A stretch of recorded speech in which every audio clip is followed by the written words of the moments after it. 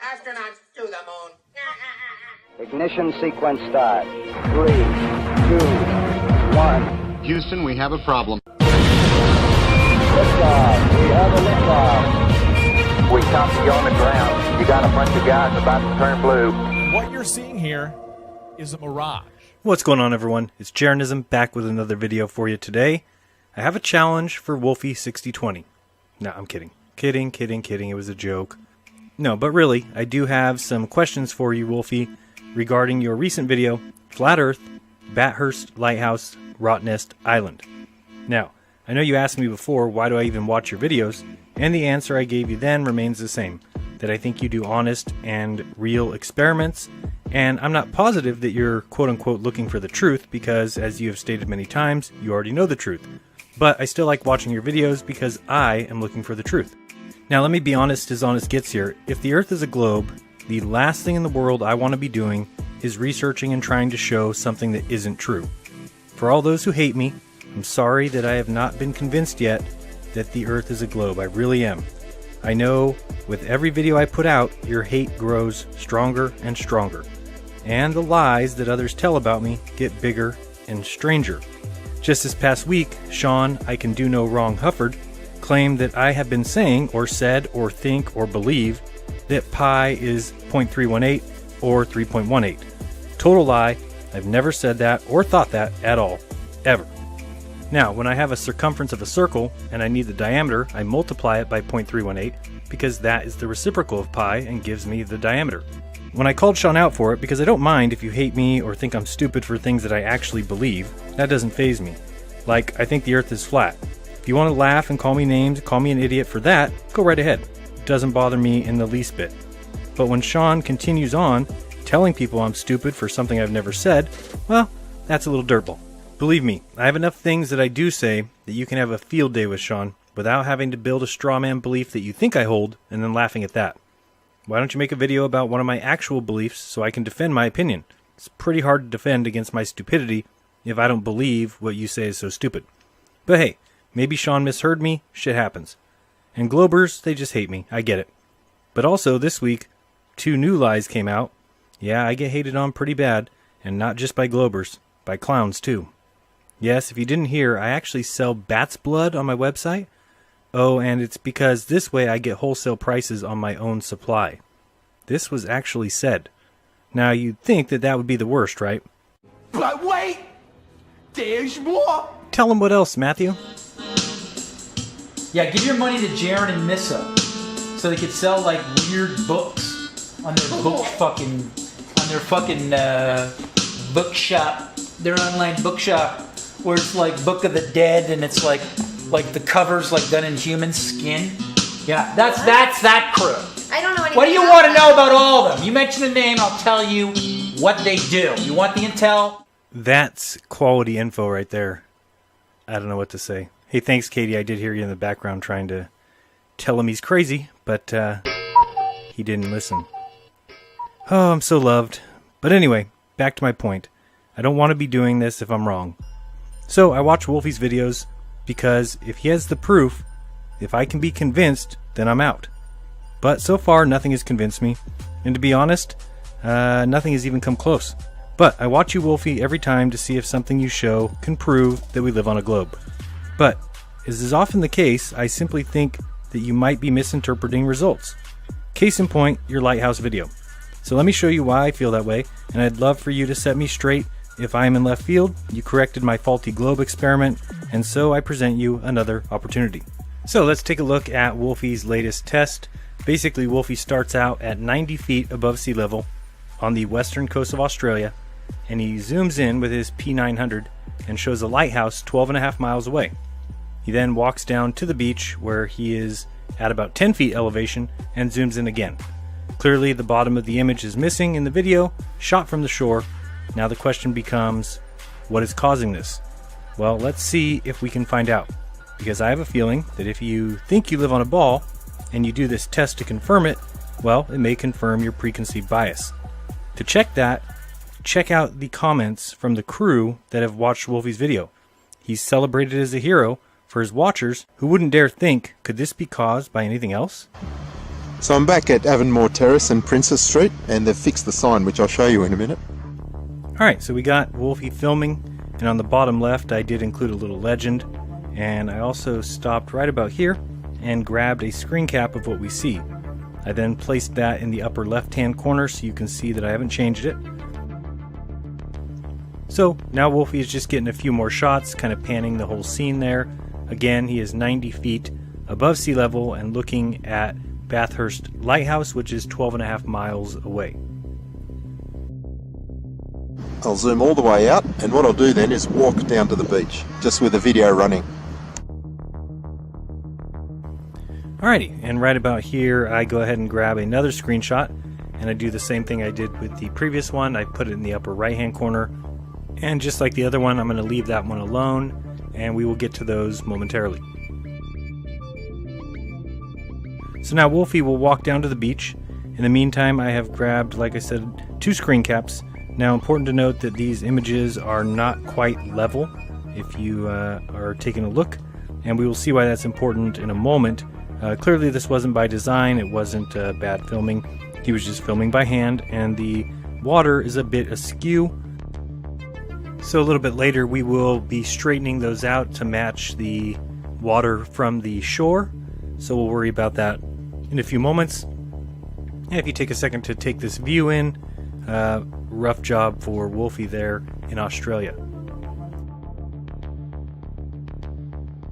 So anyway, as Wolfie gets down to the beach, he will check in with us, and then we will search out the lighthouse.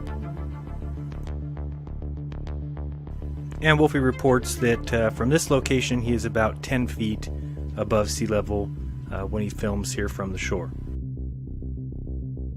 I'll set up this camera. It'll take me a few minutes to find the lighthouse again. And so he's now searching for the lighthouse, as things are obviously a bit harder to see from this point. You'll also notice that I removed the little legend from the lower left hand corner, as we pretty much are done with the filming portion. And also here I point out this weird area of air or nothing, and we will be discussing that momentarily, but you will notice that there is almost an empty space there. That'll be important later on. Okay, there it is. That's Bathurst Lighthouse.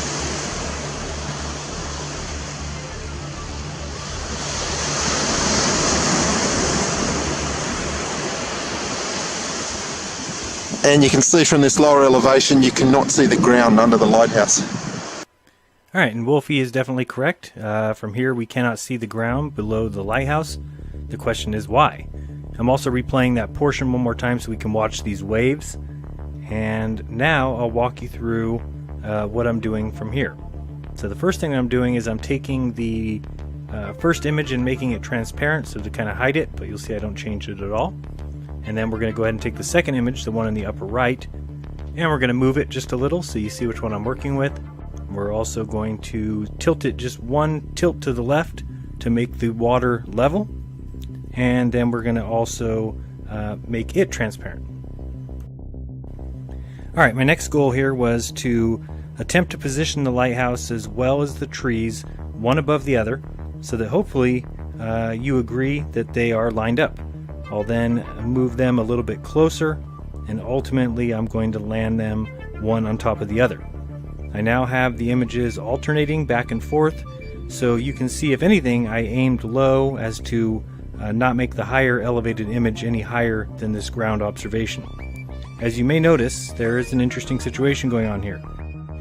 Yes, the ground below the lighthouse definitely seems to be missing, but so are the mountains and ground around the trees in the lighthouse. So this seems to me to indicate that the water is not high enough to obscure those pieces of land. So that leads me to believe that there's something else causing their disappearance. Alright, and now we move on to the second image, so I'm going to do the same thing now, only with the image that's in the upper left hand corner, starting with making it transparent, and then I'm going to tilt it just one click to the left to attempt to get it level.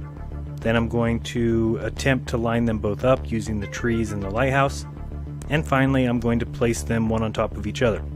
Again, I start alternating the image, or rather turning the overlay on and off.